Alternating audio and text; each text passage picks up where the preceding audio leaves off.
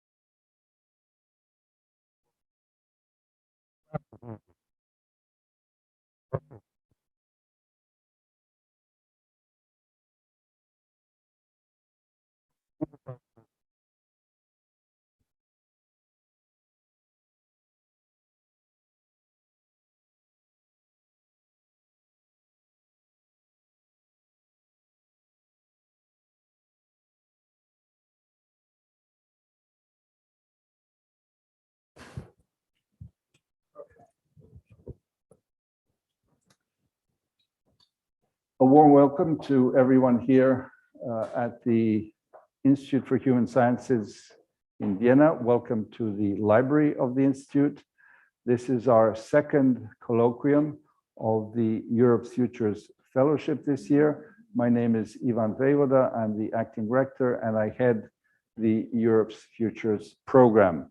It gives me great pleasure to introduce our two speakers and two fellows of this year's group. The first is Amanda Coakley.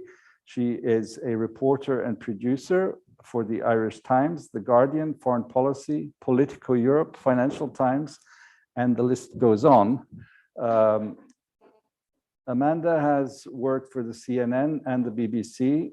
She has worked with Christiane Amanpour, among others, but she has also been the first person to interview the Prime Minister of Pakistan, Imran Khan, in Islamabad, and she also covered the Nagorno-Karabakh conflict in 2020 for the Irish Times. Prior to that, in her journalist career, she was a publisher at Penguin Random House. So Amanda's really been around, and we're very happy to have her.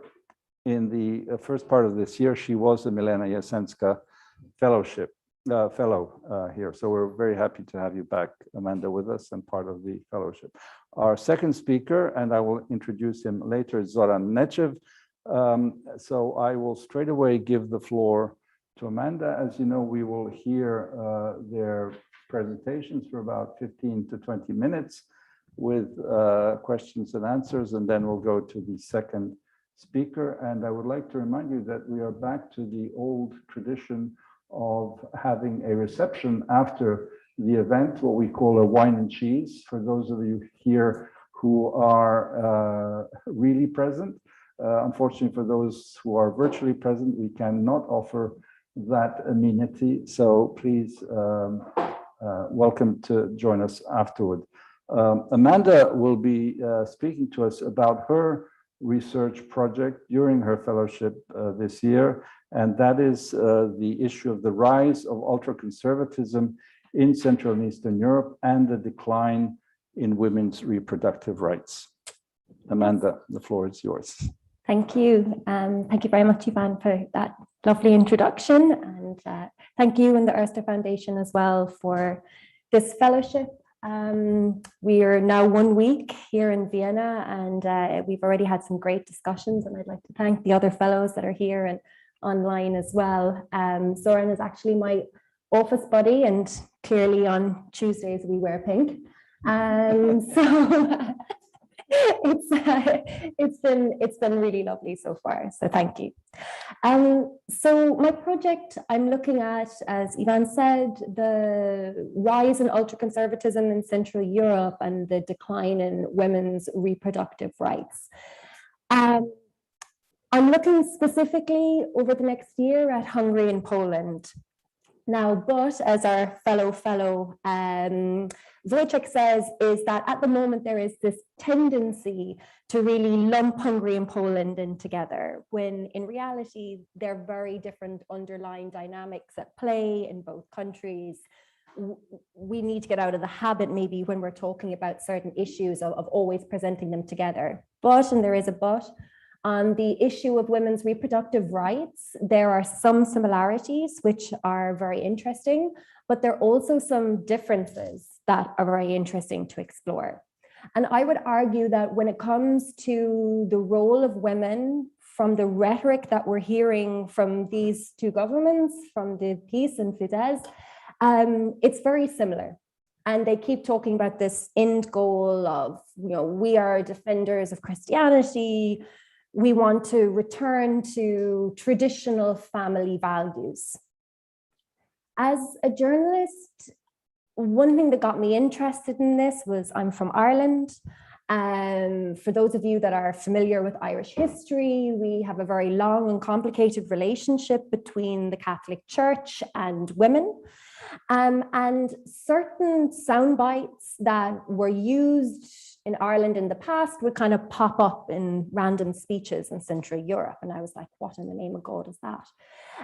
So that was what triggered my interest. And then I began to get very curious about, what do we mean by traditional family values? When Viktor Orban stands up and says, we want traditional family values, what in the name of God are traditional family values? And I think it's becoming a really loaded term. So when I've looked at this for my reporting, I think it means three things when people talk about traditional family values. One, it's a desire to, or a willingness to accept, somewhat of a rewriting of history. Because talking about traditional family values, you're implying that there was a time in our nation's past when everyone lived this kind of almost brilliant, perfect way and people were happy. So in this case, talking about women and women's reproductive rights, it's that when men were men and women were women, men went out to work, women, in most cases, stayed at home and had children. I'm not talking about the communist period here. They don't bring that into that. So that's the first thing. There is no time that they can point to. One thing as well that it brings up for me is about population decline. We know that population decline is becoming a more pressing issue in Central and Eastern Europe and in Western Europe as well. Look at Spain. They're really beginning to worry now about, their future generations.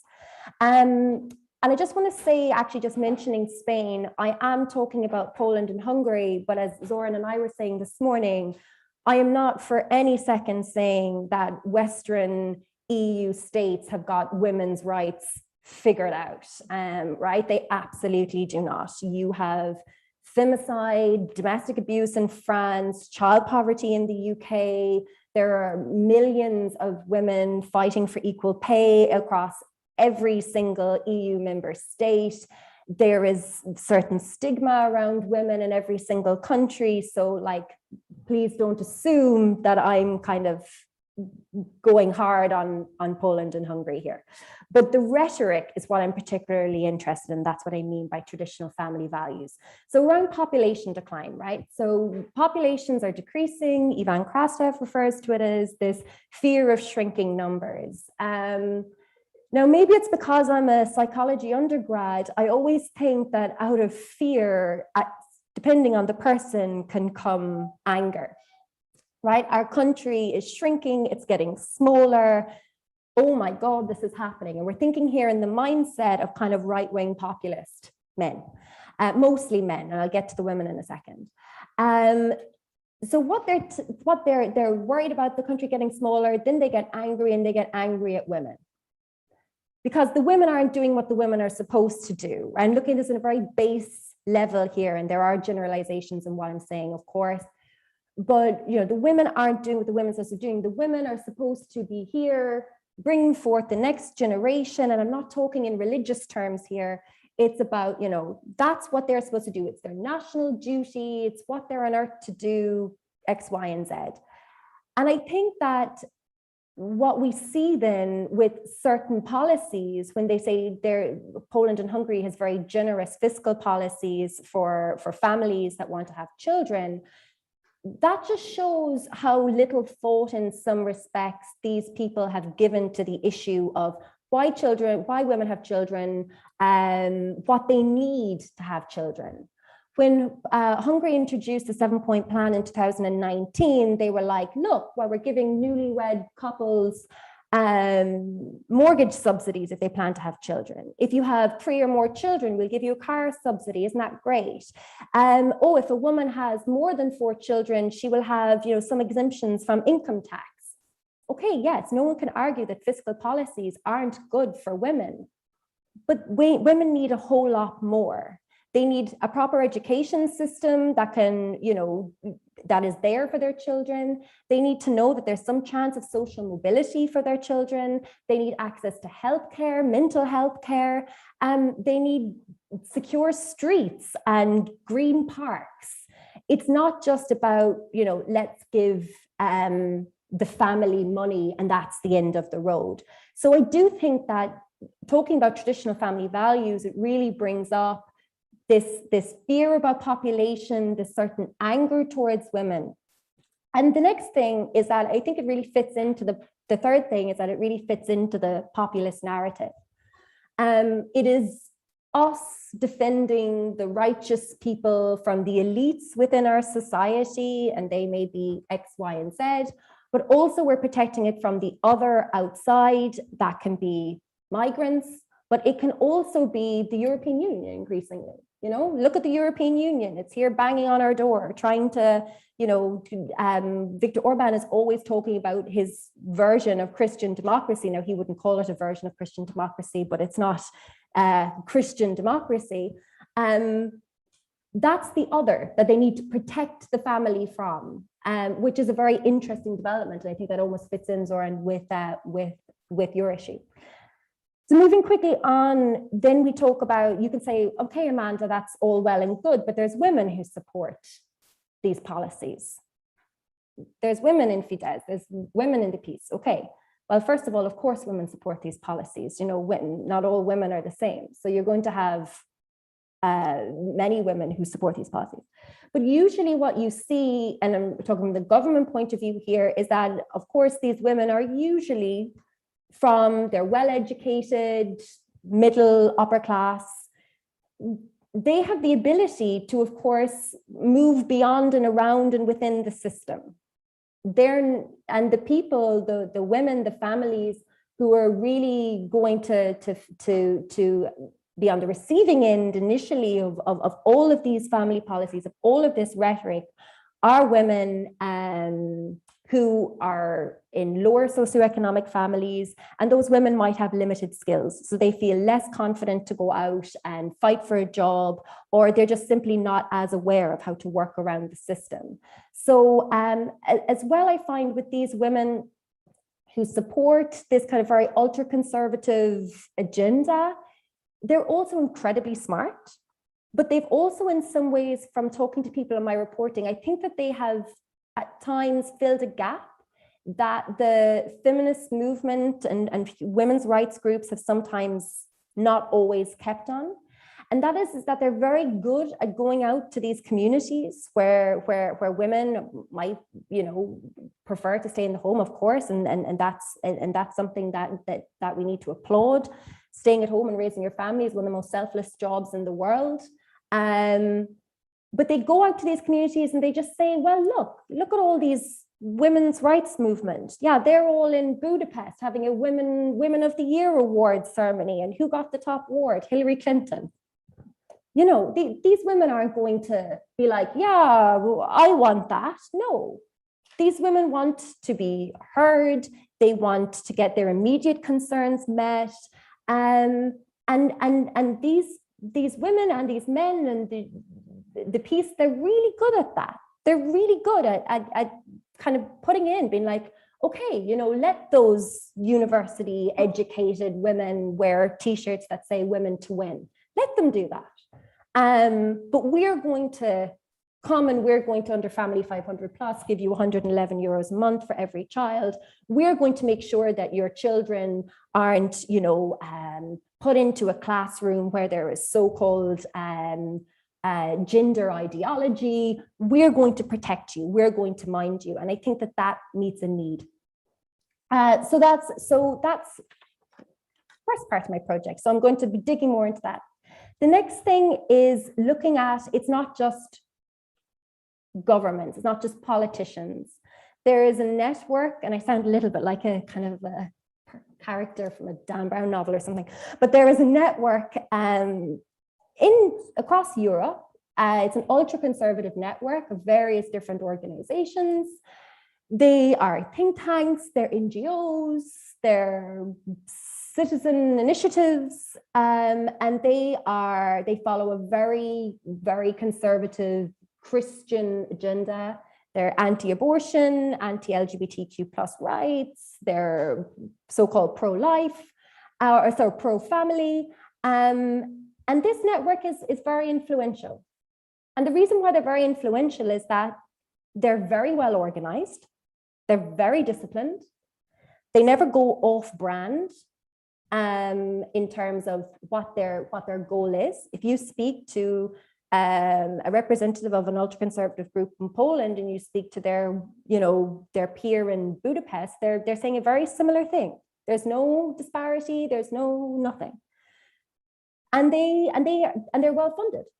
Now, funding is a whole issue I'll be looking into over the next year, but they say that they're funded by selling, you know, holy crosses to Magda, and generous people are donating to them. Other people say otherwise, but that's a different issue, and definitely something I'll be looking into. So I think that that's basically it. I was speaking to people in Poland 2 weeks ago, and they were saying that, you know, Western Europe is very dismissive of this at the moment. You know, okay, given everything else that's going on in Europe, given everything else that, you know, Orban recently kind of bring up the whole issue of migration again, this is going to take center stage. We have rule of law concerns, talking about, you know, a network of ultra-conservative organizations and priests and bishops, and I haven't even touched on the Catholic Church, which is a separate part. This isn't a big deal. But of course it is, because we saw what happened in Poland.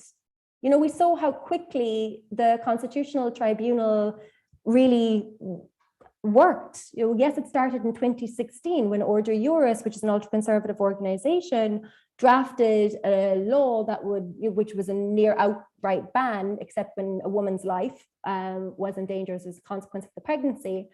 That law didn't pass. But then in 2019, 119 parliamentarians applied to the Constitutional Tribunal for a ruling on what they call eugenic abortion, which is having an abortion in the case of fatal fetal abnormality. And that ruling, the ruling that was handed down, was that abortion in the case of fetal abnormality was against the Constitution. That happened very quickly. And in terms of from Western Europe, yes, there was strongly worded letters, but there wasn't an awful lot of action on it.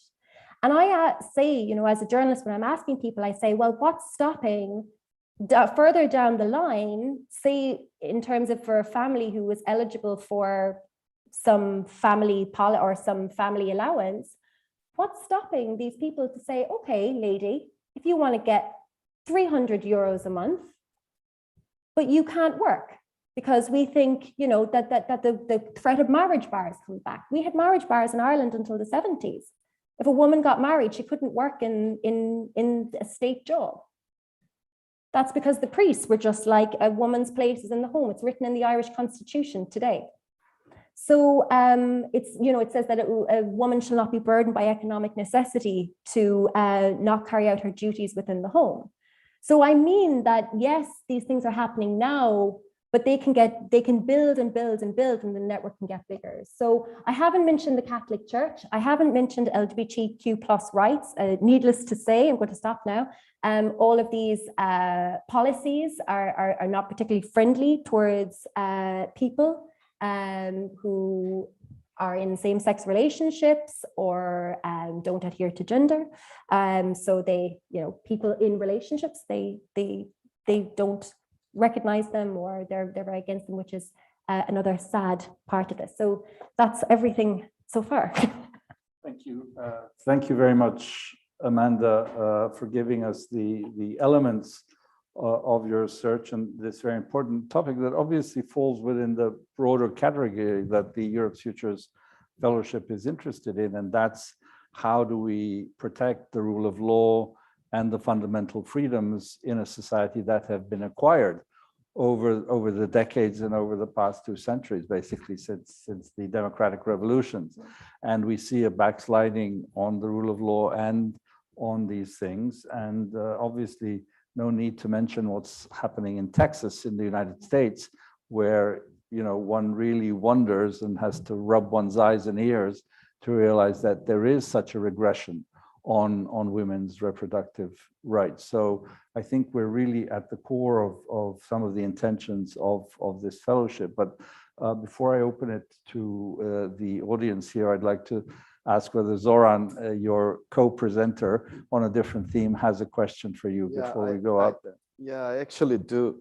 So Amanda, you have spoken at large about Poland and Hungary, but given Orban's and Kaczynski's influence, my question to you would be: can we expect this kind of rhetoric, this kind of narrative, appearing elsewhere in Europe, according to you, in the period to come? Thank you very much for that question. I think we can, but we obviously can't make sweeping generalizations nor kind of plant seeds or encourage. And again, I was in Croatia in May, and I was doing some reporting on abortion in Croatia. Women are finding it particularly difficult to get abortions in Croatia because of conscientious objection, which means a doctor doesn't have to perform the procedure if they don't want to, based on their religious beliefs. And therefore, more women are traveling from Croatia to Slovenia to get an abortion. It's even harder to get a medical abortion, which for those of you who don't know is taking a pill, than it is to get a surgical abortion. And many women who want to have a medical abortion have to get a surgical abortion. And that just isn't in Croatia, but it is getting harder to get the medical abortion there. And I was interviewing a group of women that have started this initiative where they're just regular women. They have jobs and whatnot, and they drive women to Slovenia to get abortions in their spare time. They're called the Brave Sisters. And I was speaking to them, and they were increasingly concerned that abortion kind of pops its head up every now and again in the kind of Croatian dialogue.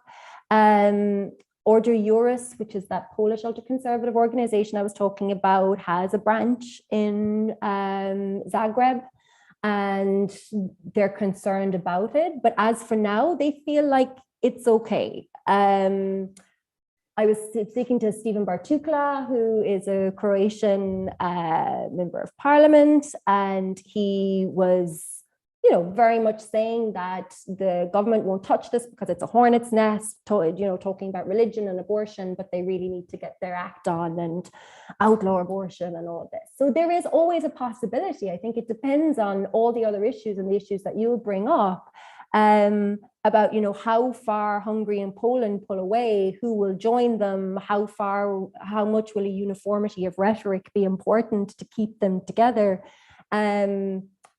Right now, the whole thing about women's reproductive rights is saving the nation, traditional family values, having more children. Will that be important in any future alliances? Again, it's not my job to, we can't foresee, but it's a very simple, straightforward narrative as well that doesn't change. It's not a particularly complicated narrative. people need to do what's morally good for the sake of the country. Yes, very quickly, I can't resist using the prerogative of the chair to ask you. So your country, Ireland, really made a historic step by allowing abortion recently. Very Catholic country with a very long-standing tradition of Catholic conservatism, and yet, you know, your society made that historic step. Does all this have to do with different variants and historical moments of Catholicism in a European context? Because obviously Poland, very Catholic country, your country, very Catholic, and doing completely opposite things. Is it because it was communism? I mean, how do you see this bigger issue? I don't think in terms of Poland, it's because of communism. I think in Ireland, it was just so many different factors that came together that led to the rapid transformation of the country. The first was we joined the European Union. We joined the European Union, and the United Kingdom was never particularly comfortable in the European Union. So we really liked kind of, I know, again, jumping, going back to old tropes here, and I don't want to get stuck in that, but there's very much, we're also part of the European Union. So we were very proud of that. There was never, even though the church had a lot of control over politicians in Ireland in our history, they never really kind of meddled with the ballot box. They weren't stuffing ballot boxes. Yes, there was a priest up in the pulpit on a Sunday saying everyone in this community needs to vote for Mr. O'Reilly. But they weren't kind of really kind of out there pushing that line to the case that people had to push us back. So then we had, when things like contraception became more easily available in the 80s and early 90s, the divorce referendum was a watershed moment in 1995, 1996. And then the country got some money. Coming up to during the Celtic Tiger, the country had money. Okay, it wasn't, we didn't act very well, but the country had money, which means that people that lived abroad came home. So you had return migration. So then you had people saying, I've been living in New York for the past 20 years. Why is everyone here listening to Father O'Reilly all the time?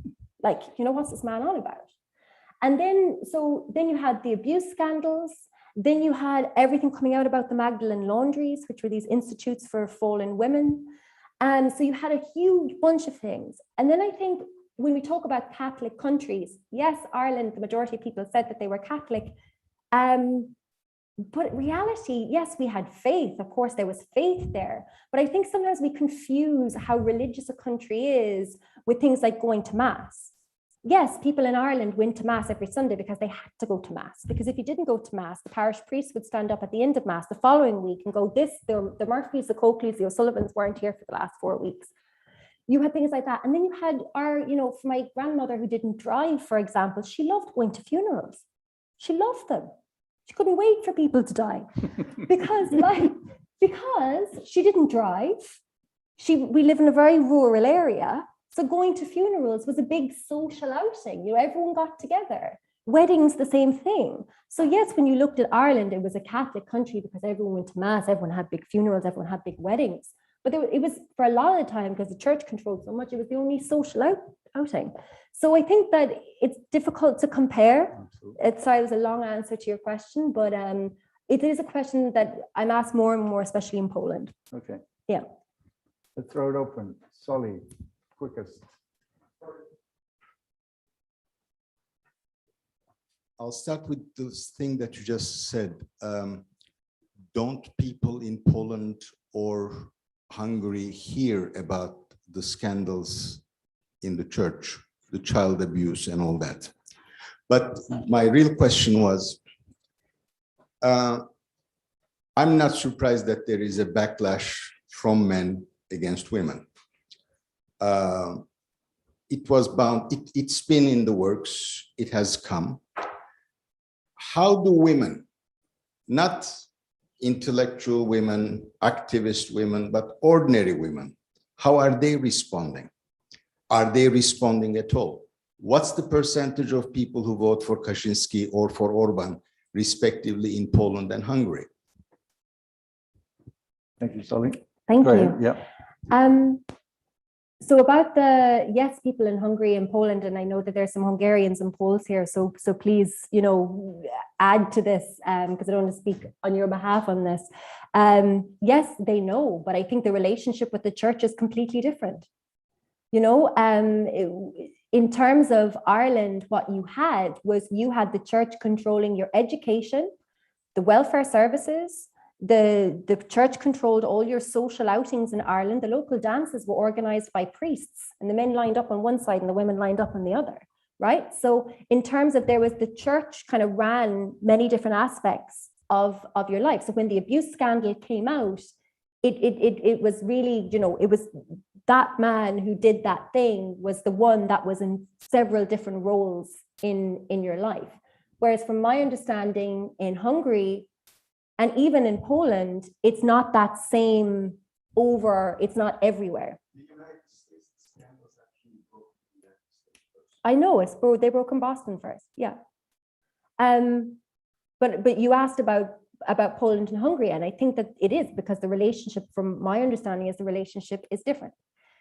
About the backlash coming from men, again, I can only talk about my own reporting and reading, so it's a very contentious issue.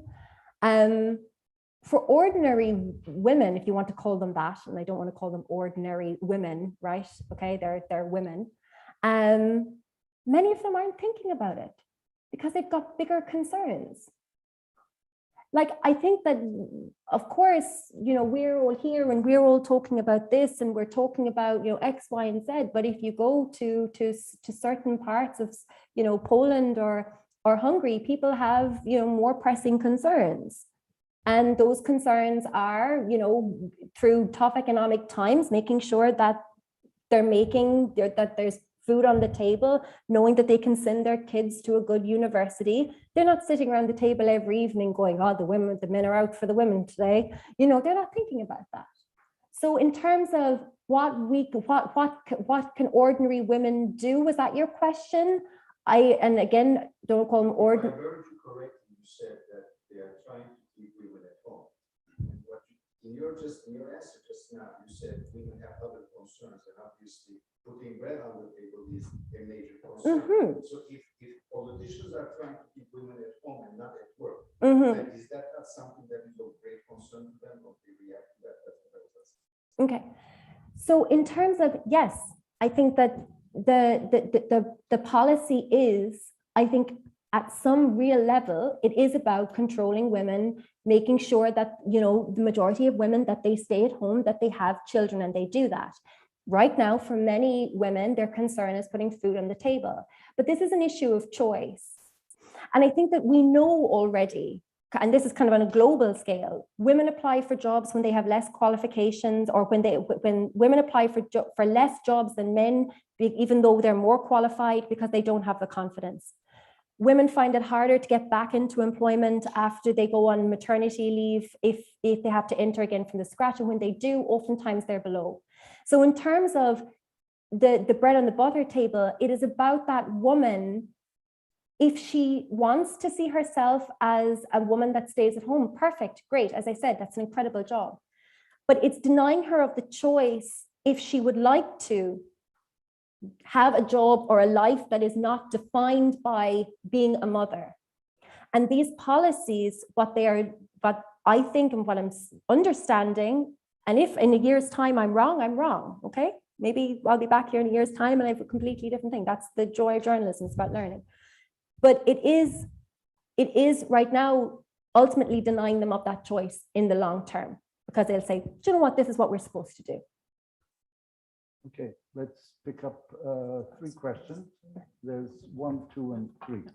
Go ahead, please. And do introduce yourself. Yes, Františka Šermová, Patočka Fellow. Amanda, I'm really grateful that we got the chance to hear your talk, because I was really excited about your project. So I'm glad that now we heard a bit more. But I have this very non-expert observation / question, and you might or you might not agree with me. But I have been really amazed in the last couple of years to see how these ultra-conservative networks, and it always feels like talking about a conspiracy theory, but no, actually, these are facts. So how they mastered these transnational methods, I mean, like networking, translating so successfully, and despite all the nationalist rhetorics that's inherent to them, and they mastered it so successfully that these topics, like abortion, has come up again even in like supposedly atheist countries such as the Czech Republic. So I was just like continually amazed by that. I was wondering, what do you think by that? Especially because I kind of like self-critically compared to the kind of pro-choice movement that, despite the international solidarity that's been written all over our t-shirts, and we're marching with these banners, this wasn't really a successful project. So yeah, I was wondering what you thought about that. Pass the microphone. Yeah, please go ahead. No, we'll collect. So yeah, your question. Oh, okay. Teresa, also Jan Patočka Fellow. I was wondering, and I think this is a slightly related question. You mentioned in your talk that you find the ultra-conservative networks to be incredibly effective or efficient. I think that was the word used. And I've heard it said that conservatives are, on the whole, across countries, more efficient because leftists spend a lot of time on infighting and a lot of time trying to find a consensus and an ideological purity. But because you mentioned that the kind of ultra-conservative networks that you're looking at are quite Christian or Catholic, I thought, well, surely there would be people who are looking for ideological purity. So I was wondering if you could speak to that a little. And final question here. Thank you. My name is Miljana Tomic. I work for Forum Journalismus und Medienwien. I organize seminars for journalists. I have a question/comment. How do you explain this backslide? Because I come from a communist country where abortion was a contraceptive method of my mother's generation. How do you explain this backslide? Women did have jobs, even my mother's generation, but there was no awareness of gender issues. I don't have that awareness either. I'm learning it now at my age. Now I have certain analytical tools to understand. So one thing is I'm wondering, another thing is if you do not have that education, there are countries like Bulgaria, and you're in the media world, where women are owners of media, they have top jobs in the media, and I'll just give you one campaign, and you'll tell me how feminist it is. I was told by Bulgarian friends, the campaign was to have more children. And so on this poster, there was a sign, you don't need silicons if you are pregnant. So this was, so I'm just wondering how are you going to explain this backslide? Which reasons is, because we're speaking not of Ireland or Spain or Italy, we're speaking of totally different countries. And I'm not really sure it has to do so much about education. To conclude, I had for some of my events, the former Prime Minister of Slovakia, Iveta Radičová. And we had a wonderful conversation before one event. And I said, and by the way, what is the situation of women in Slovakia? And she said, we had a great conversation. Let's not spoil it at the end. So I would really like you to address the issues. Why? Back to you, Amanda. Oh, okay. Right. Yeah, easy questions. So I think so to the first question about the network and what makes it efficient and working across different countries. What is interesting about them, what I find interesting about them is the language that they use. They're using the language of human rights. They're using the law. They are not talking about if you take the morning after pill, God's going to meet you at the pearly gates and smite you for your behavior, right? They're not saying that because no one's going to listen to that. But what they are saying is that we'll look at our constitution, and the constitution says we protect every life. Therefore, we will protect every life. We are human rights activists. That they refer to themselves as human rights activists. They see themselves as human rights activists. It's all over all of their websites, everything. So I think that that's what makes them transnational. It's because it's an approach that can be applied to every single country. So they use the UN Convention on the Rights of the Family. They do use a lot of quotes by Pope John Paul II. But that's it. And that's the change. And there was one observation I heard that was quite insightful, I thought, is that they're doing what the women's rights movement did in kind of, the 60s and 70s. They're developing a language, they're developing their own experts, they're developing their own institutions. There's now their Order Juris has funded a university in Warsaw, which is starting education in October, mainly in the law. They say that education system has failed. And now they're educating people to do what they do on a larger scale. It's the same, it's similar to what the women's rights movement did. So I think that's what makes it effective. About ideological purity, as Oliver Roy told me, it's not about religion, it's about identity. I don't think any of the ultra-conservative networks, it's actually at the end of the day about religion. It's about this kind of, we are Christian.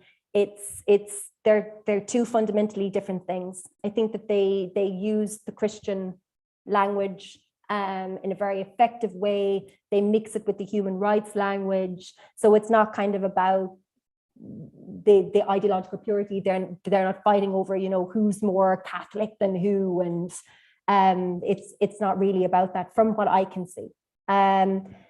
Explain economic backsliding, awareness of gender issues, and it's not just about education. So the backsliding is a really interesting one.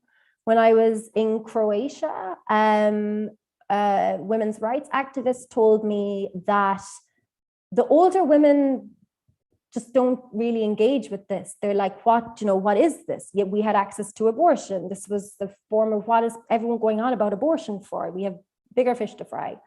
But when they were out campaigning for more liberation around abortion rights, the counter campaign was mostly young women who were anti-abortion. And then the older women were saying to the campaigners, the women's rights activists, saying, you go girls, you fight for your rights and whatnot. So the interesting thing, she was saying that the anti-abortion group, they're actually very young. Many of them were born towards the end or after the communist period. So that's a part I really want to look into is, they're quite young. So they're not hearkening back. They're taking kind of a completely different approach. In terms of Hungary and Poland, women have always been, from my understanding, have always been horrified about the attack on women's access to abortion and women's rights. The Conservative Compromise of 1993 in Poland, women were hugely against it and effective outlawing of abortion.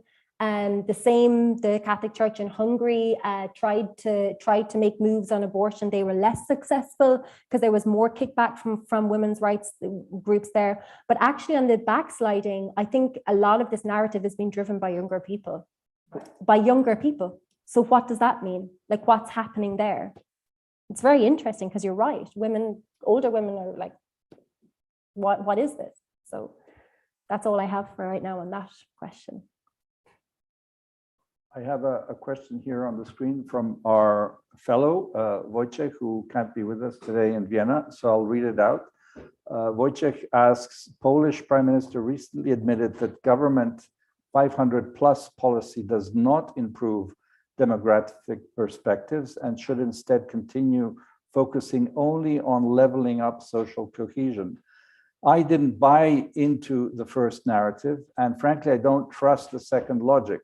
In fact, government wanted to subsidize a certain family model associated with their political marketing strategy, to give out cash to voters directly in order to bribe them. How do you compare that with the so-called pro-demography programs in Hungary? Thank you, Wojciech. Hello, I think you're in, where is he? Is he in Romania? Yeah, okay. He's in Romania. Greetings, right, I hope all's well in Romania. The same thing has been said about the 7-point plan in Hungary, is that when it came in, that this was a way of kind of appeasing voters, and it was a way of going into certain communities and saying, okay, well, we're going to support you in this, and that's been a very big criticism, is that it is kind of a marketing tool in order to get votes. And yes, that might be so, of course, in Hungary, but also as well, I don't think you can say that it hasn't benefited families. Like, I think a Polish think tank in 2018 reported that Family 500 Plus has helped reduce child poverty in Poland significantly. And the same you could argue in certain ways in Hungary. But how do you compare that with so-called pro-damage programs? Again, it's on both hands. Yes, it is a way of ensuring that certain groups will continue to vote a certain way. On the other hand, it does help families. Does it create a baby boom? No, because it's only kind of throwing cash at the problem. That's really all I have to say. I really have to think about that one a bit more. Yeah. Okay, well, thank you very much, Thank Amanda. you. I'll leave for another time the question of comparing that to Orthodox Christianity and the way that Putin is appealing to traditional family values and presenting themselves as the real defenders of Christianity. But as I said, there's more to chew on there, and interesting to make those comparisons. And obviously the issue that you mentioned at the end between identity and religion, I think, is absolutely key, and that it is a lot about, among other, demographic decline, and then, obviously staying in power by using handouts. Okay, so we move on to Zoran Nechev, who is a regional expert on relations between the European Union and candidate countries from the Western Balkans. Zoran comes to us from Skopje, from North Macedonia, and he specializes in external dimensions of justice and home affairs. He heads the Center for EU Integration of the Institute for Democracy, Societas Civilis from Skopje, and also he is an academic guest at the Center for International and Comparative Studies at the ETH in Zurich. He was also a fellow at the EU ISS in Paris during a year, and he's also a member of the Balkan Policy Group that is supported by the European Fund for the Balkans. Zoran's theme is the internal and external resilience in the EU, and how do we understand the idea of an EU strategic autonomy? Zoran. Yeah. I will try to be shorter a little bit, so because obviously there are a lot of questions around, and I would like to engage in a debate with the audience. So, in my project, I start with an assumption or expectation that in the next 10 years there will be a major shift in European policy, and that major shift is an emergence of a properly strategic European Union. Why I think so? This is because the EU has placed strategic autonomy at the heart of its foreign policy.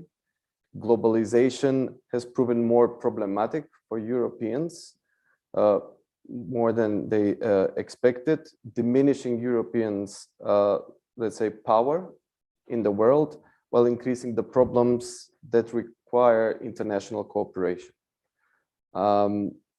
Issues which could previously be subjected more to a kind of a market-based solution or a norm setting has become more politically contested and subject to a more geopolitical competition. Also, we have a number of huge, well, say, global crises that have appeared in recent times, and I would not go back a lot. Just I can start with the refugee and the migration crisis, 2015, 2016, then Brexit, and then finally, and still ongoing, COVID-19. So what we have seen, there is a growing debate about EU strategic capacity, or something that that the current president says that, you know, the emergence of the so-called geopolitical European Union. And I follow this with the assumption that even with the expected, we will see if we are going to get there to achieve that improvement in transatlantic relations with the Biden administration. Obviously, Afghanistan was the first test. The pressure will anyhow increase for the European Union to be more strategic in the usage of its own power. So, what is the term about? What we want to say when we talk about European strategic autonomy? So there are numerous definitions, but I will stick to the one that was given by my former USS colleague, Daniel Fjord, which defines as a freedom to act and freedom from over-dependency. And when we talk about over-dependency, we mean to a certain country or region. So this term, strategic or European autonomy, describes a fundamental shift in the way EU thinks of itself. Now, that's on the level of the EU. But when we go on the level of member states, then we see a real difference.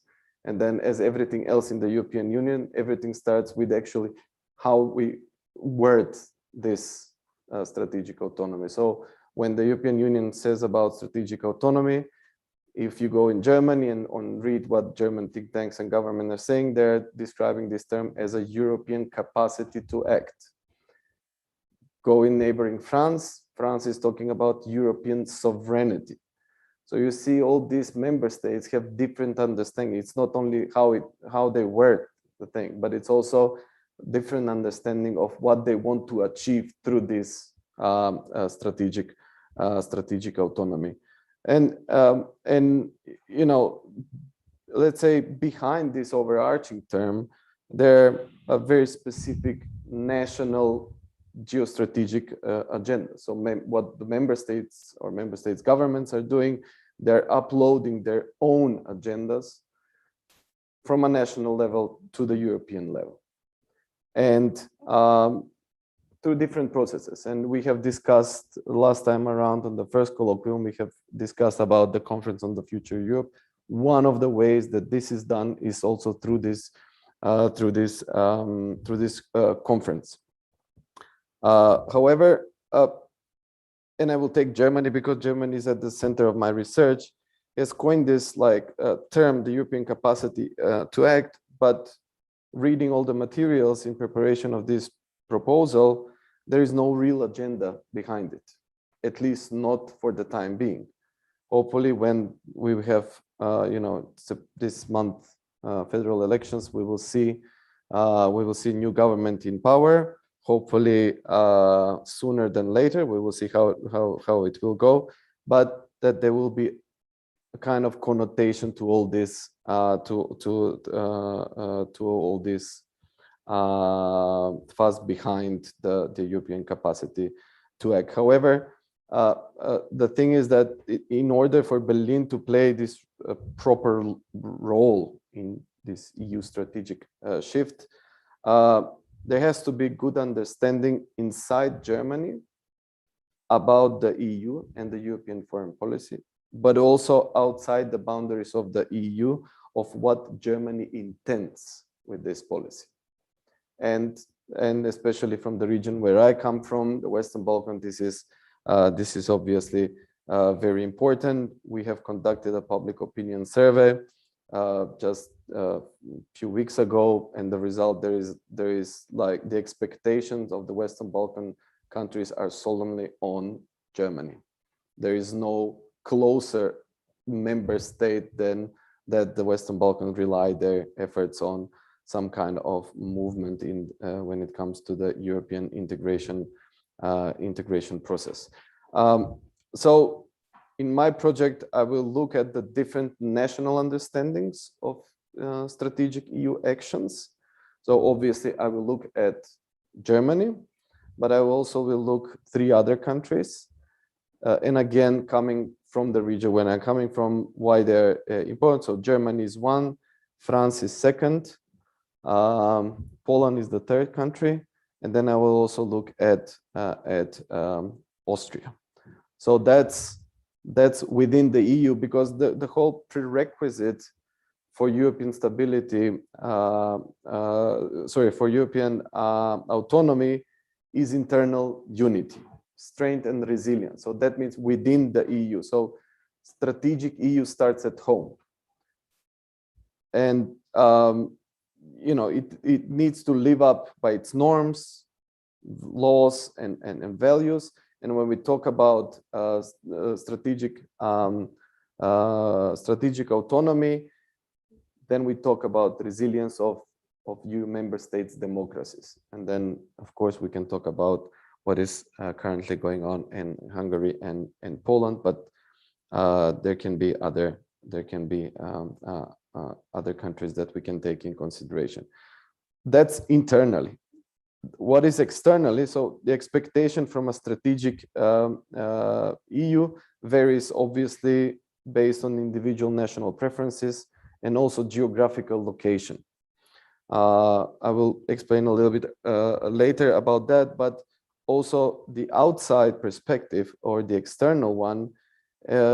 I started from the notion that in order to be perceived as an autonomous power player, you need to be recognized as such from others outside the union. And when I talk about others, I took the example of the Western Balkan. So I will try to map the national understanding of EU and EU actions in 3 countries.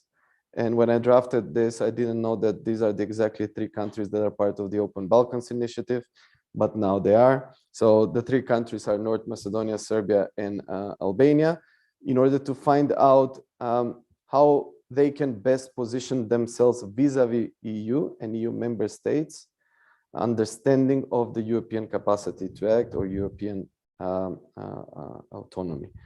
So that's the external perspective. So this whole research is oriented towards the future. I want to contribute to the, let's say, ongoing debates about EU's future, and also to pave a way, at least to contribute for paving the way to a more resilient Western Balkan approach that will actually contribute to European strategic autonomy. So I still haven't worked out, am I going to focus on topic-wise? So I'm going to look at, for example, specific, I don't know, specificities related to the democratic standards in member states, or specific policy when it comes, for example, to migration or asylum. Or I'm going to explore the relation of EU or specific national, member states, or the case studies vis-a-vis, for example, Russia, or eventually China, or to go a bit more specific, not China as a whole, as a player, but also specific policies, for example, when it comes to Huawei, or enters Huawei on the European market. So it needs a little bit more polishing, but we are aiming there. Hopefully by the end of the fellowship, we will have a clear idea where we want to go. No, terrific. Thank you very much, Zoran. And in fact, the purpose of these presentations is to lay out, of course, the fundamental direction of where you want your research to go, but also the open questions that at the very beginning of this academic year, you as researchers are posing yourself and basically fine-tuning the direction of the research. So I thank you for that. And before we open it up, I'll ask Amanda whether she has a question for Zoran. Thank you very much for that. It was great to hear it all come together after listening to it for a while. I suppose when you talk about, of course, you know, strategic EU stays at home, resilience of EU member states, of course, my first question is obviously, given what we know about Hungary and Poland and whatnot, how do they fit into this? But then also states like Ireland, like we mentioned earlier, you know, have they done particularly well outside of the whole debate over corporate income tax, which I know has ruffled many feathers in Brussels from Ireland, but are they two very polar opposite? Yeah. Thank you for the question. So yeah, obviously, we need to find out how specific member states are looking at this autonomy. What does it mean for them? And when we talk about over-reliance, what specific they're talking about.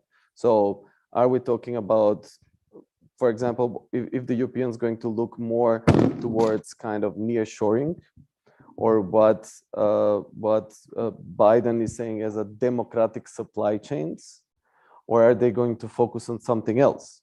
So it's up to the member states and then to the European Union to decide, because obviously there are national interests of 27 member states which differ, and also based on, you know, national, well, let's say geographical location, the interests are different.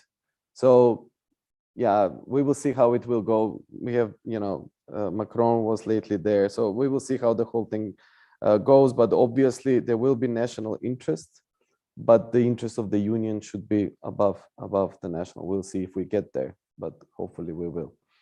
At least I'm positive about it. Really, as you said, Germany is so important, and the elections will, you know, define a new path, both of Germany and the European Union, and we await the result of the elections. But your research is at the intersection of two of our focal areas, foreign and security policy and enlargement. And for those of you who follow, know that Chancellor Merkel is in the Western Balkans yesterday and today with a visit to Serbia, and today in Tirana, Albania, meeting all the prime ministers of the region and repeating what the European Union has repeated since the famous Thessaloniki summit in 2003, that it is a strategic goal of the European Union to integrate the Western Balkans, that of course progress is slow, but that rule of law and freedoms are essential, and of course that the region, in particular Serbia, needs to resolve the issue of Kosovo before it can contemplate joining. So again, we are sort of in the same circle of arguments, of strong words on strategy of Europe, but in terms of deeds and the way that stability seems to have had the upper hand in the interests of the European Union as opposed to democratic development, is a whole issue that we'll be talking about. But I saw Solly again asking the first question, and then Valbona. Zoran, thank you. I'll follow every step that you take because I will then copy you. That is my undefined project too. You started very optimistically, basically suggesting that the Carolingian Empire will re-emerge and define strategic interests or the strategic identity of the European Union. But answering Amanda's question, you were less certain than your first sentence when you opened your presentation. What makes you optimistic? And I'll refine it a little bit. By 2050, the population of the European Union is going to be declining. And that declining population is going to be a lot older than it is today. And as you know, older people, unless they are operating drones in hospital beds, cannot really fight. Number one. Number two, I can see why the Western Balkans are extremely interested in Carolingian Empire and its protection, because they probably fear Russia. But the real security threat, in my judgment, will be from the refugees. Because in that period, in 30 years' time, when Europe's population will decline, Africa's population will double. Not to mention all the Afghans and others who are going to traverse both Iran and Turkey, and we'll try to get there. How can you actually come up with a common policy, security policy, based on a core and Germany may or may not actually decide to take the helm, and all the others, Ireland or Spain or Italy, whose concerns are very different? Should I answer Yeah, directly? yeah, absolutely. Yeah. Okay. Yeah. First, yeah, I'm always optimistic when I work on this topic for enlargement for the last 15 years. So if I would not be optimistic, I would like to change my profession. So that's the first. That's my first answer to you. I think that that the EU has been put on the test many times before. And I think that it has managed one way or the other to go over all these crises. And I think that at least when it comes to, to population, these are trends that are already obvious now. It's not something that will, suddenly happen and we will have a surge. Well, hopefully not, if we not to see another 2015, 2016. Yeah, of course, as I mentioned, these are the interests of the 27. It's always, if we are here and discuss one issue, it is difficult to come to a joint decision, but at least there are some basics that we can agree upon. So I think that this will be the basic understanding, and then each member state can build upon what are their national preferences, but always. And it's not only security in question. There are many other questions. What we see also in the Western Balkans, not only related to the EU, but is that more and more people just want to go to the European Union. They don't want to stay. That's the same logic that applies for the refugees. When the refugee crisis was going in 2015 and 16, they passed through this Balkan route, which was actually going through the Western Balkans. So it's a bit strange that they have entered the European Union and even the Schengen zone, and then they went out and again. So, but still they were passing through. No one of them wanted to stay there. No one. Actually, they just said, yeah, we need to continue up north towards Germany. So I don't know how depopulation is something that will happen also to the region. Regardless if we enter in 10-year or 15-year times. Now it's, we don't have to be a member state. Now it's so easy. There are quotas, you can apply, you can get a job, and then you can start working immediately now in Germany or now here in Vienna. That's not an issue, but it's a process that has to go. First, people need, that's the same process that happened to Romania or Bulgaria. They all went to the EU. Now it's a matter of time to understand if there is better, or it's better to stay at home. And now we're going to slowly see how they're starting to return. That is something that Joanna is looking at through her research. So it's not only security. Lots of questions there. I'm sure we can debate, but yeah, next question. Thank you. I'm Rainer Rudolph. I'm from Germany, in fact. I work for the German embassy here. Since you mentioned Germany in your presentation, I agree with what you said, that we prefer the notion of strengthening the European capacity to act rather than the probably more French idea of European strategic autonomy.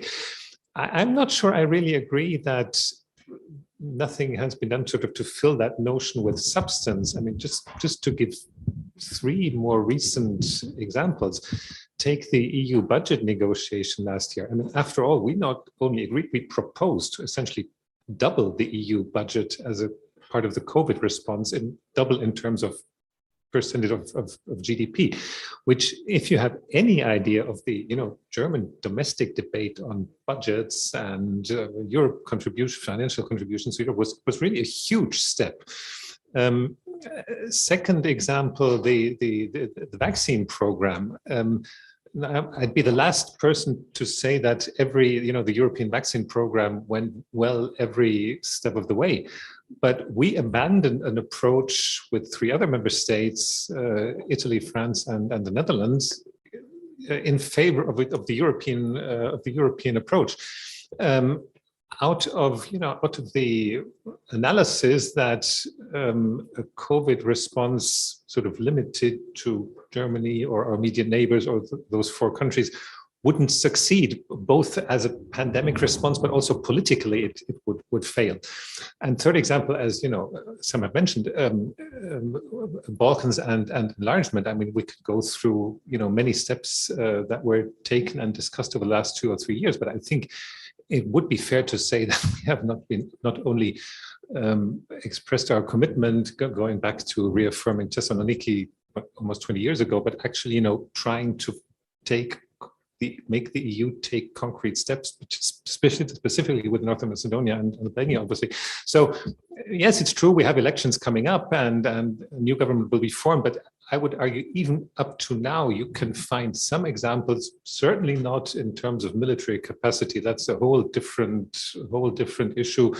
But there are some, I would argue, important areas where you could find, yes, we are committed to strengthening the European Capacity Act. Sorry, that was more a comment than a question. But no, fine. So yeah, no, definitely it's not that nothing has been done.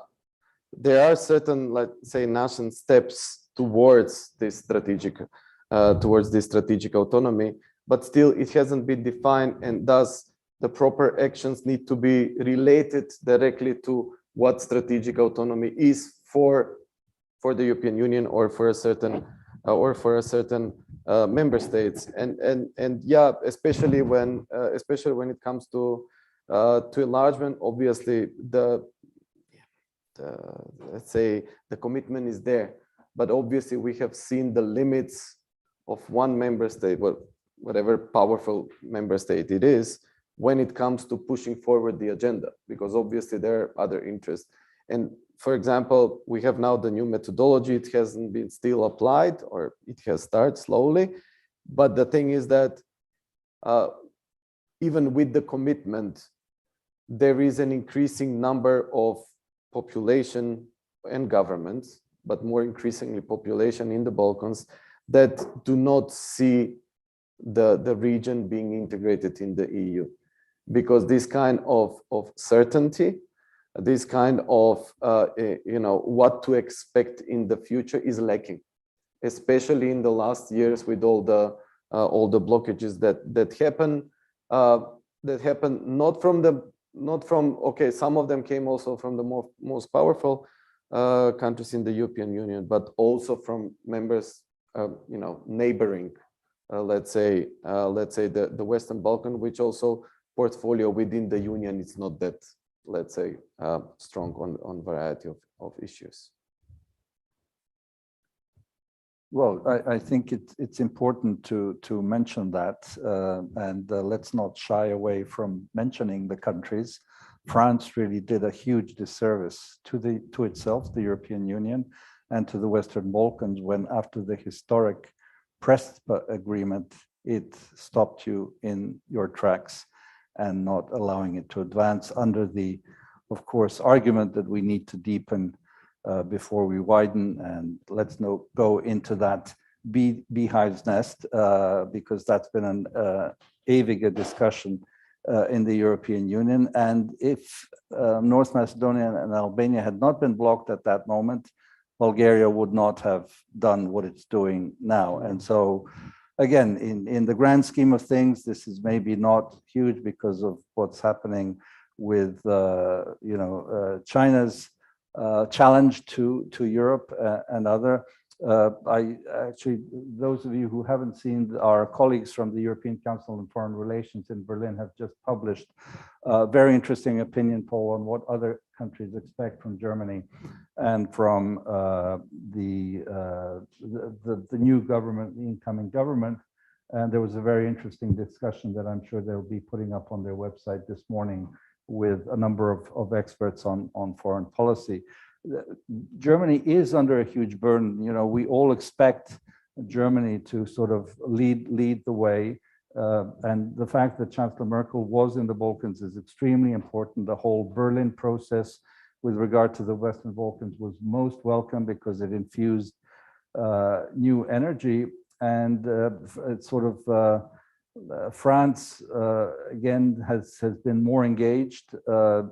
Macron has met with the leaders of the Balkans over these months. So let's hope that there is more energy incoming into that particular aspect of European policy that's called enlargement. But the reality is that there is no stamina for more enlargement. I mean, we have got to be aware of that. And I think the other thing that we need to repeat, those of us who are from the region, and as some of you know, I am from former Yugoslavia, from Serbia and Belgrade, we have not done our homework. There has not been serious democratic institutional reform over these past years. Serbia has not opened one chapter in the past 2 years for good reason. There hasn't been anything serious. Have there been positive things? Yeah, for example, the vaccine policy in Serbia has been, incomparable to any other country in the region. Are highways being built? Yes, all good. But that, we need to be realistic about these things, because if we don't do the work, that will not then enable the countries of the European member states to support that process. But on the bigger, in the bigger picture, what you said, I think the whole Trump years, the way that Xi Jinping in China is acting, has really had Europe put its finger to its head. Where do we stand in all this? As you said, freedom from over-dependency and freedom to act. And even the debate on the use of the term strategic autonomy, which some people say, this is useless, let's not use that word. I think you can give a lot through your research on this whole semantic issue as well. But it simply shows that Europe is coming of age. We've lived Europe under the American security umbrella for so many years. Very nice arrangement. Europe could invest in all sorts of other things. Now it has to deal with that situation. Russia clearly is a neighbor on the doorstep. It can't be, you can't pretend it's not there and that it's not doing what it's doing in Ukraine. And clearly the issue is, how do 27 member states come up with a foreign security policy? Do we need qualified majority voting, et cetera, et cetera? But yeah, I could ramble on forever about this. Valbona. Yeah, Valbona is an Ailey fellow here. Well, thank you, Zoran. This is a great topic, and good luck to you, because it's huge. And so we are eager to see what you're going to write. And as Sol said, just copy what you're saying. I would like to follow up also on what Ivan said. That was also my question regarding the decision-making process at the European Union. So we've talked about the European community. It has a single set of resources available for a single set of challenges. And we see that challenges have, increased, stemming from great power competition and all other sort of challenges.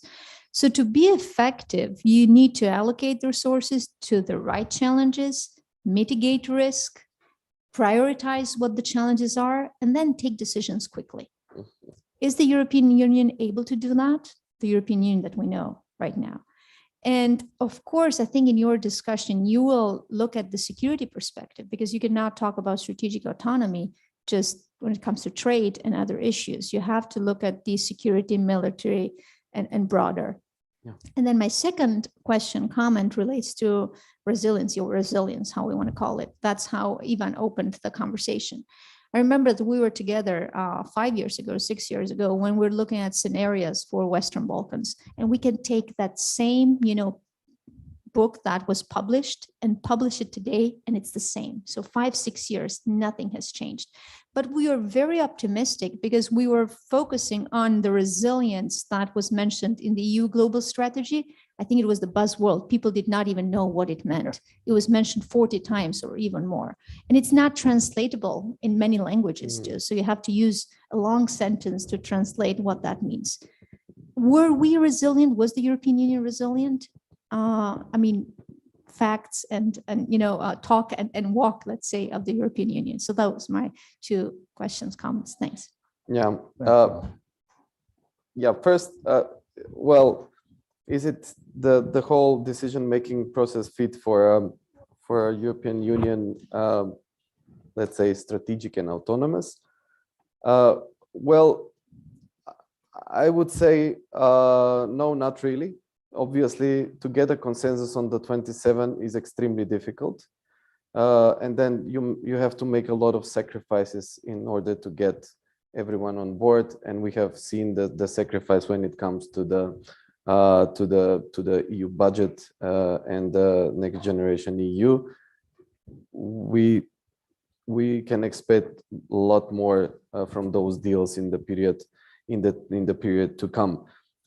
Qualified majority voting. There was the current president, Ursula von der Leyen. She already mentioned that she wants to see more qualified majority voting.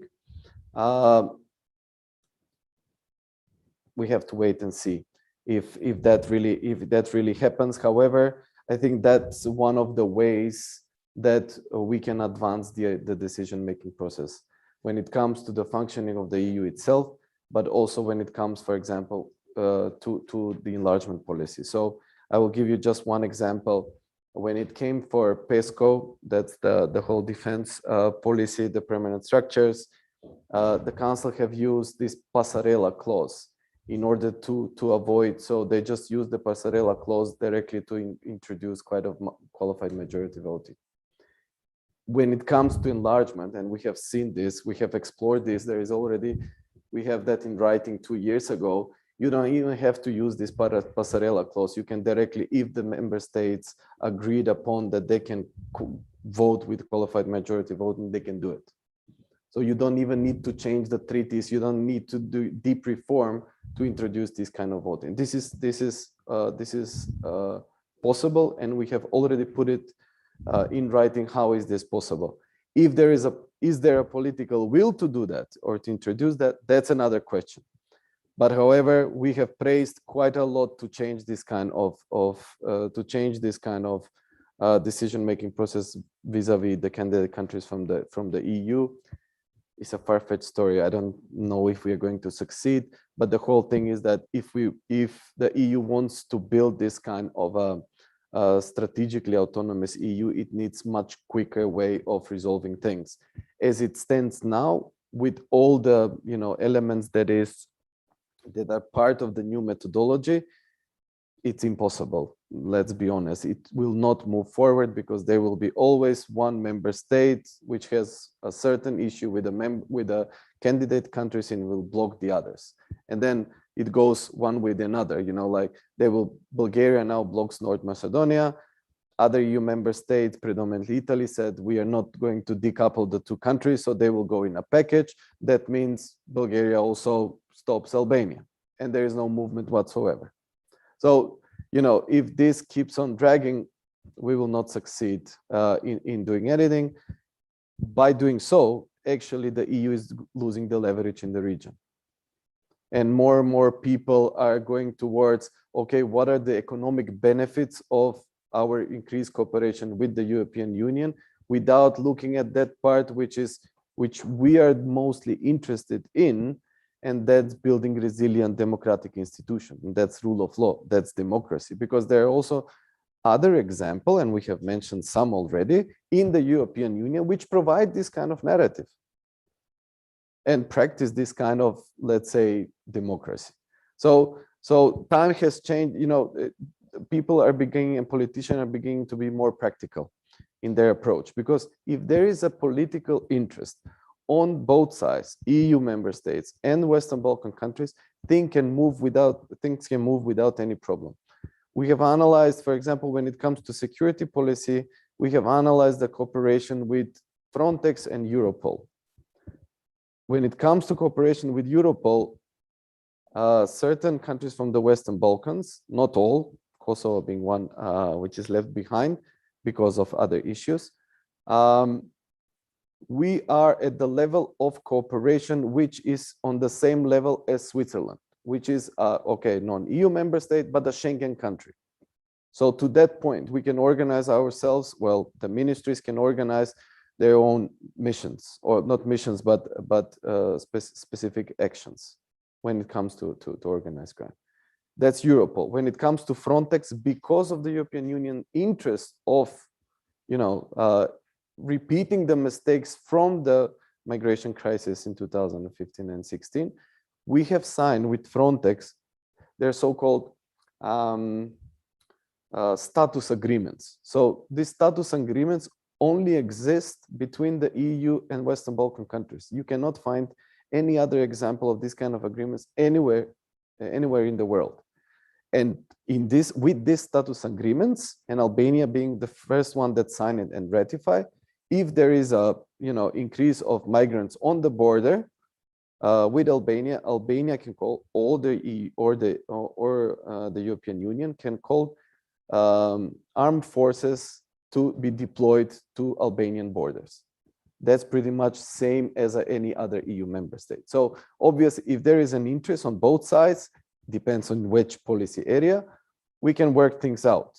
But the question is there a political interest or will?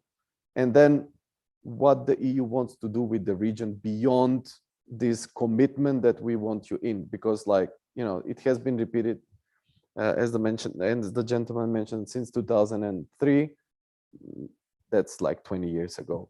The commitment is there, but actually what are the deeds behind this commitment? And this is, it has to be kind of a common denominator within the EU, what we want with the region. We had a question from Wojciech about reforming the decision-making process in the EU's foreign policy. And we have a final question or comment from our colleague, Oana Popescu-Zamfir. Oana Popescu-Zamfir, a fellow here as well. Zoran, I was wondering if you can make an assessment about what the next few years hold for Northern Macedonia in terms of domestic developments. And the reason I'm asking you is that, so when I look back, the EU did have a strategic security vision, which was securing its borders by securing its neighbors and gradually drawing them in a common space of values and action, for that matter. It's becoming increasingly clear that's not going to happen anytime soon, just as the EU is defining its next, hopefully, strategic vision.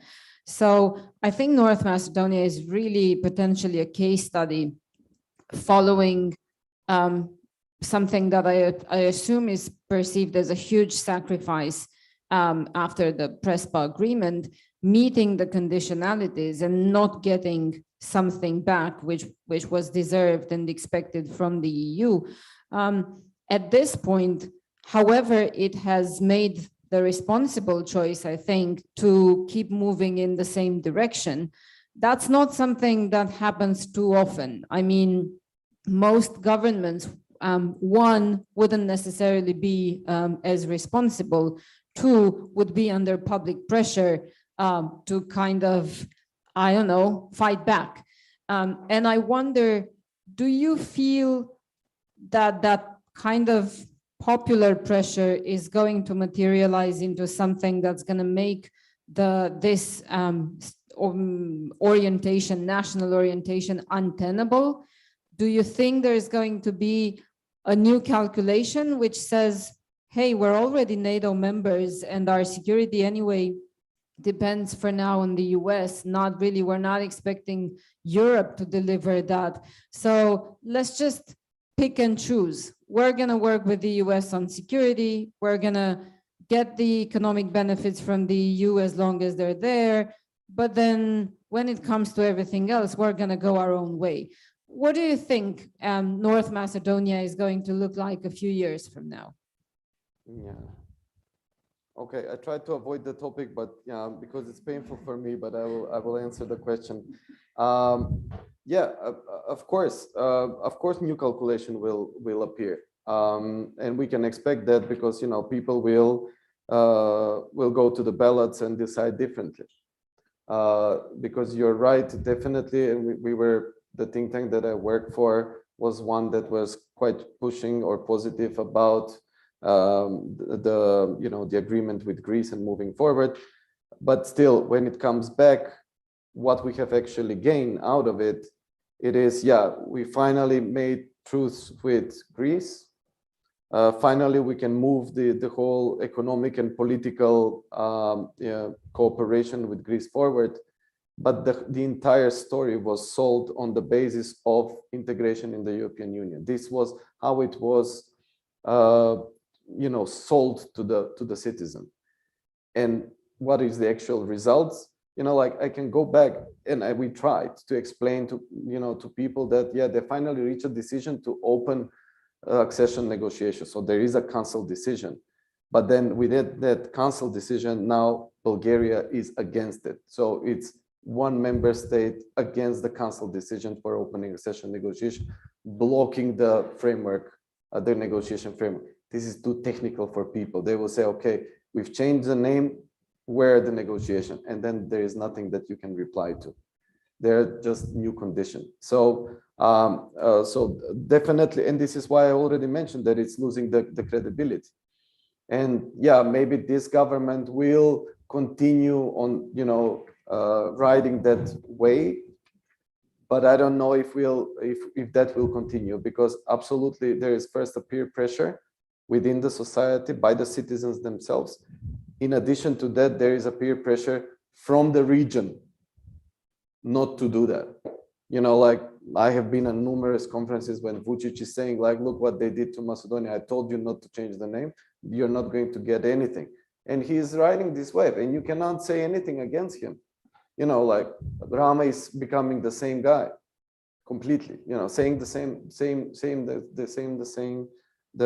same words. So it's not sustainable. You cannot, you can provide,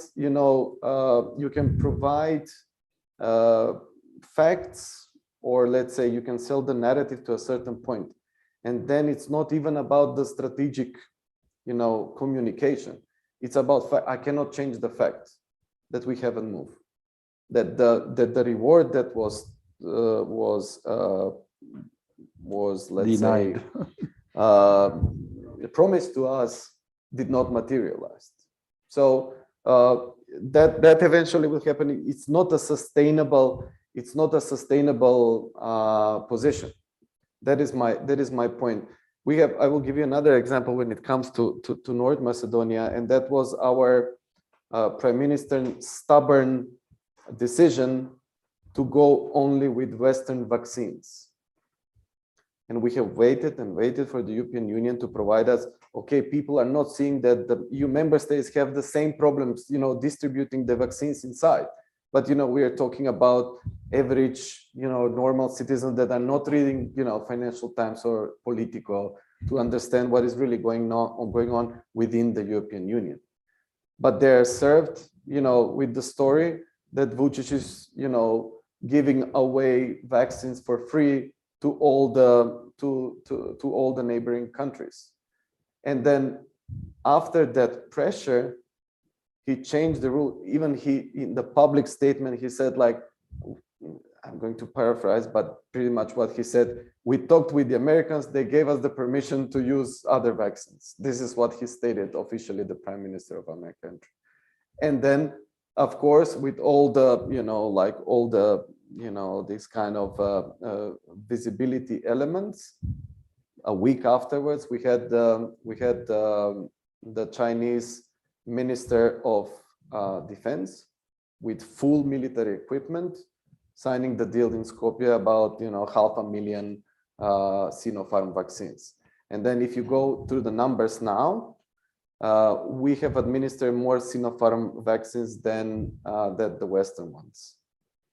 And you can change, you can try to sell the story to the audience, to the public, but it's difficult sometimes. Like they're not really interested in listening to you to go into so much details. That's why that's why one of the points of this project is also to see how we can contribute to that strategic autonomy of the European Union, because like that we will see a more forceful, not only military, this kind of union, but someone that can be assertive and push for reforms in our own country, because it's very difficult. We have talked, when you talk with the Dutch, they will say always rule of law, rule of law, rule of law. But it's difficult to understand them that the way rule of law is seen in Hungary, it's not the same way that we have seen rule of law in the Netherlands. And for the citizen of these countries in the Western Balkans, that's the very same European Union. You know, they don't differ between Hungary and the Netherlands. I know where we want to go, but that's us. For the citizens, that's the very same union that is pushing us to do all these reforms. And what we are actually now proposing is kind to integrate the Balkans in all these, let's say, mechanisms that exist on European level to let's say, narrow the maneuvering space for the countries that don't want to or have negative opinions, just to see where we stand vis-a-vis EU member states. Because it is our belief that we don't stand very bad when it comes to certain member states which are in the European Union. So just to see where we are not afraid of being seen that we are the last on the scale, but just to see if there is a trend of being better. So yeah, and that is one of the points of this research. And yeah, nothing to add.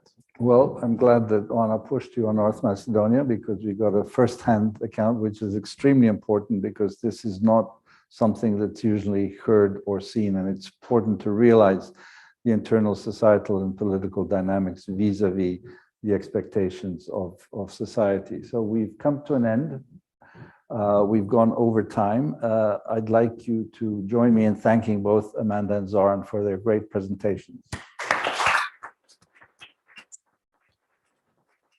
And finally, thank you. And finally, to announce next week's colloquium, which will be also on Tuesday, the 21st, we'll have our colleagues Janka Ortel, who runs the Asia program of the European Council on Foreign Relations, who come to us from Berlin, and Olivia Lazar, who's from Carnegie Europe. They'll be talking about EU-China, to put it very simply. So join us next Tuesday. Thank you to all. Thank you. And join us for wine and cheese downstairs.